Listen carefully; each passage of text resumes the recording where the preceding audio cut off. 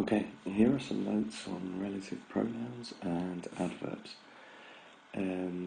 We use relative pronouns when we add a relative clause to a sentence. Here you can see the relative clause that's been added in blue, the relative pronoun or adverb which is underlined in green, and the noun which it refers to, which is underlined in red. Here are the relative pronouns and adverbs that you can use and what you use them with. Remember the difference between whose with an apostrophe, which is the contracted form of who is, and whose, which is used for possession. Try and remember that when you use the pronoun where, you can change it for that, but if you do that, you must add the correct preposition after the verb. In this case, it's in. We use that after something, anything, everything, nothing, all, and superlatives. Remember that you can exchange that with who, which, and when. And if you exchange it with where, you must put the correct preposition after the verb. In this case, I've chosen to use in, but it can be different prepositions, like at, or to, or on.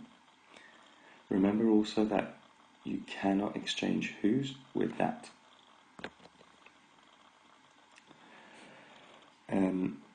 The only pronouns that you can omit in a sentence are who, which, and that. You cannot omit where. However, what you can do is exchange where for that and then omit that, if it isn't the object of the sentence. As the rule that you can see here is quite difficult, the rule we've thought of in class is the following.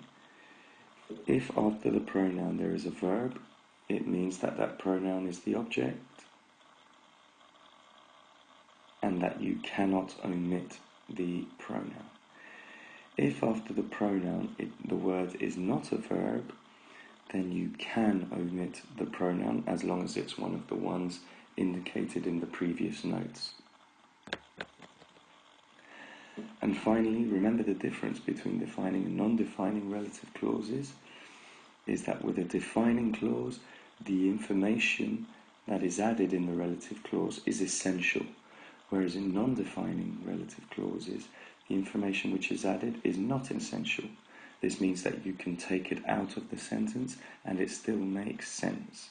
Remember that the non-defining relative clause must be surrounded by two commas, one at the beginning of the relative clause and one at the end, as you can see here in the example.